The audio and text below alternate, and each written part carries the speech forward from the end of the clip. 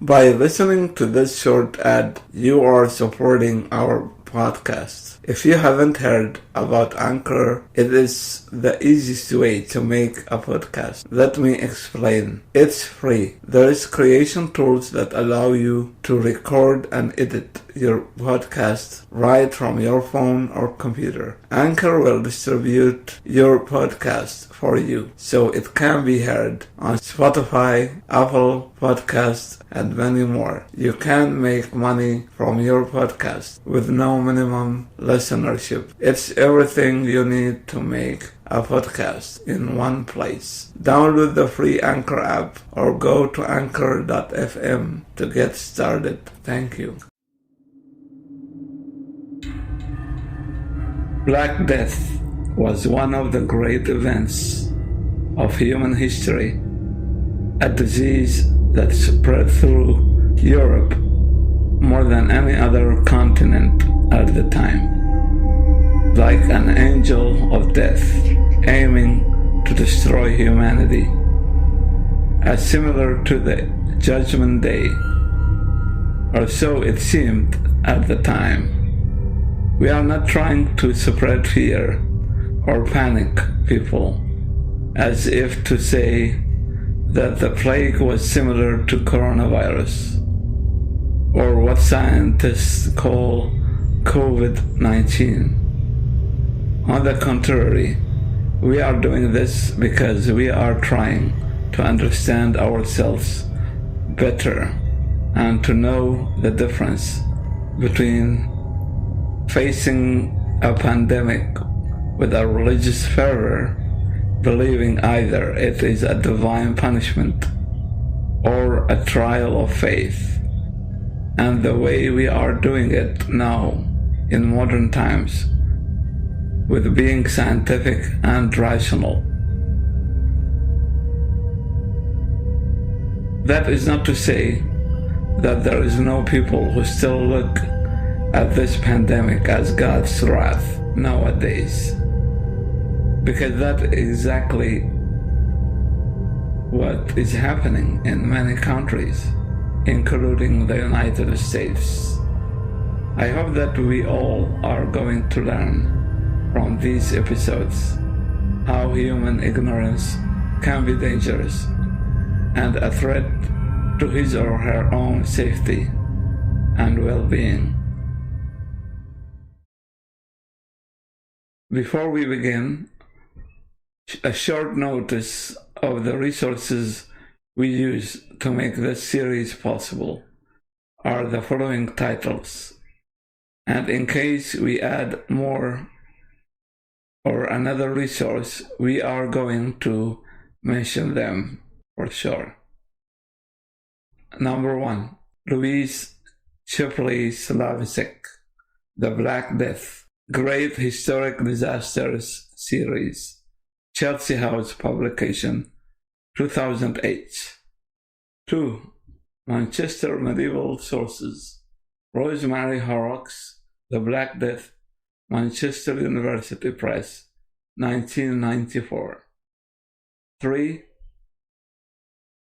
Medieval Mediterranean 83, that's the name of the series. Shona Kelly Ray, Communities and Crisis, Bologna during the Black Death, Brill Academic Publishers, 2009.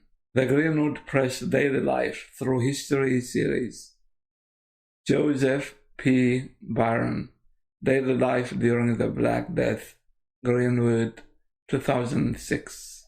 5. Sean Martin, The Black Death, Pocket Essentials, 2007.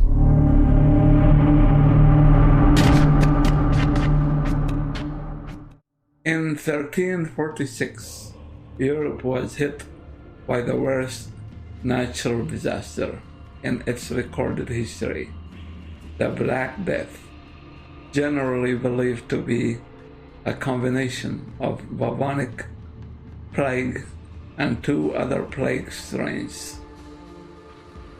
The Black Death ravaged the length and the breadth of Europe, from Sicily to Norway, from Ireland to Russia, for 5 terrible years.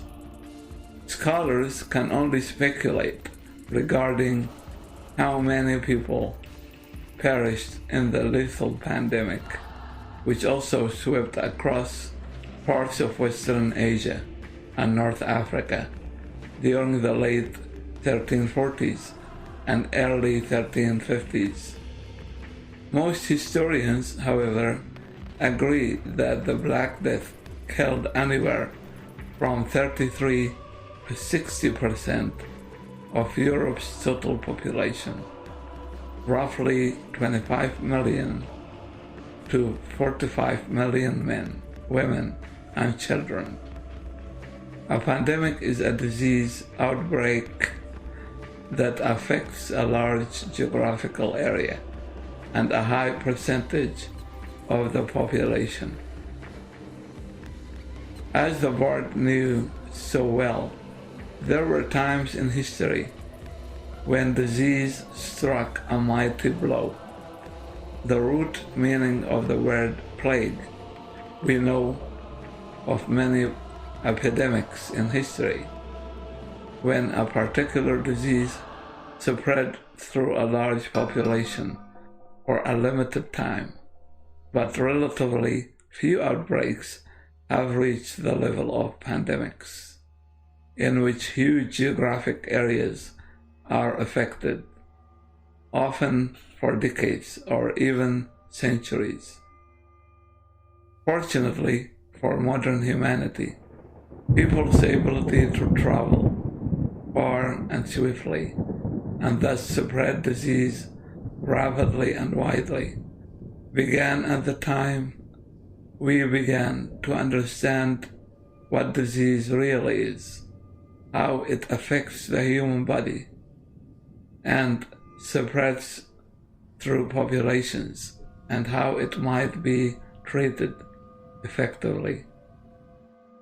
Prior to the late 19th century, people were largely ignorant of these matters, and thus remaining at the mercy of disease. But since the average person traveled little, and when he did so, he traveled slowly, pandemics were rather rare. The greatest exceptions in Europe and North Africa were the 2 pandemics of what most believe was the bubonic plague, a bacterial disease passed from rodent fleas to humans. The first pandemic, also known as the Plague of Justinian, raced across the Mediterranean world, killing millions, and recurred sporadically between the mid-6th and mid-8th centuries. The second pandemic originated somewhere in Central Asia and appeared in the West in 1347. The second pandemic, the Black Death, mauled the Muslim and the Christian worlds for over 3 centuries, receding from Europe in the late 17th century and lingering in North Africa and the Near East well into the 19th century. For much of this period, any given region experienced the horrors of plague about once a decade, while epidemics usually rose in the spring, raged across the summer, and waned in the fall and winter, perhaps reappearing lightly the following spring. They could lay siege to a population for several years at a time. No generation was spared, and those who avoided contracting the disease or survived its ravages, as many did, were nonetheless subjected to the tribulations of stricken France and loved ones. In addition, during plague time, all had to endure a range of trials, from legal restrictions to local economic collapse, from the assault on the senses of the sick and dying who littered the streets to the palpable fear that they were next.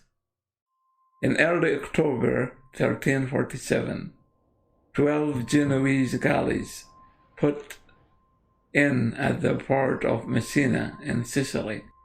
The town was one of the principal stopping-off points on the lucrative trade route from the east that brought silks and spices along the old Silk Road, through the Crimea, across the Black Sea, and into Europe.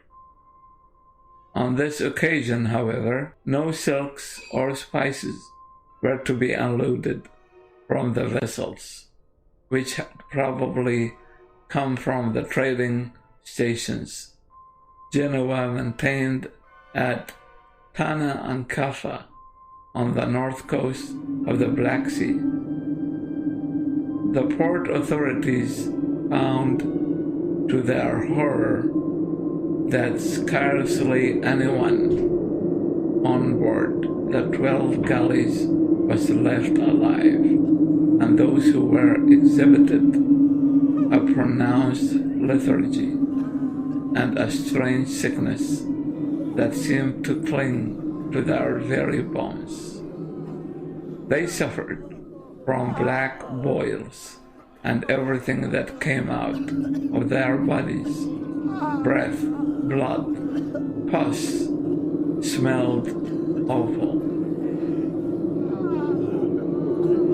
The presence of the galleys was deemed a public health emergency of the first order, and within a day or so, the galleys were driven from the port. So afraid were the Messinese of what they found on board the Genoese vessels. Although the measures were understandably protective, it was too late. The sickness the Genoese crewmen were suffering from took hold of the town within a few days. The doomed galleys drifted on, infecting all who came into contact with them. The Black Death had arrived in Europe. This was not the first time the plague had struck. The town elders and physicians in Messina may well have known, after either hearing eyewitness reports or venturing, almost certainly suicidally, onto the Genoese boats, what the sailors were dying from. There had been outbreaks of plague for generations, usually sporadic and confined to localized areas, lasting a few months, but deadly nonetheless. It had attacked Frederick Barbarossa's army outside Rome in 1167, before it became rife in the city itself, where it recurred in 1230. It had also attacked Florence in 1244, and the south of France and Spain in 1320 and 1333. In the poem, author Simon de Corvinus, a Flemish Belgian astronomer, labels the pandemic as the Mors Atra.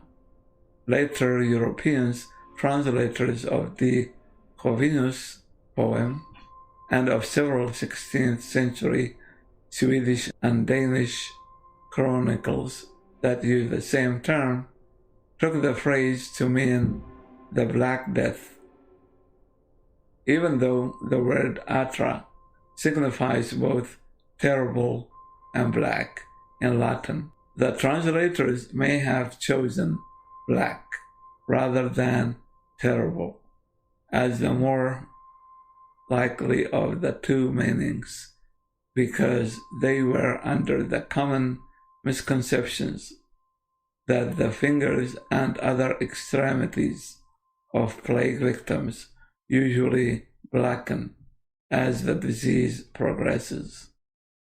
In fact, blackening of the extremities from hemorrhaging beneath the skin, heavy bleeding from ruptured blood vessels, only occurs in an extremely rare plague strain known as septicemic plague.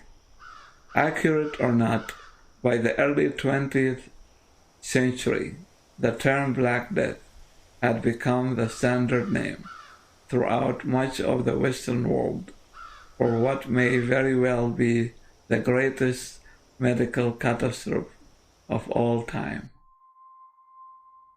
Please check our podcast, Bright Blue Star, with me, Suhail Bajat.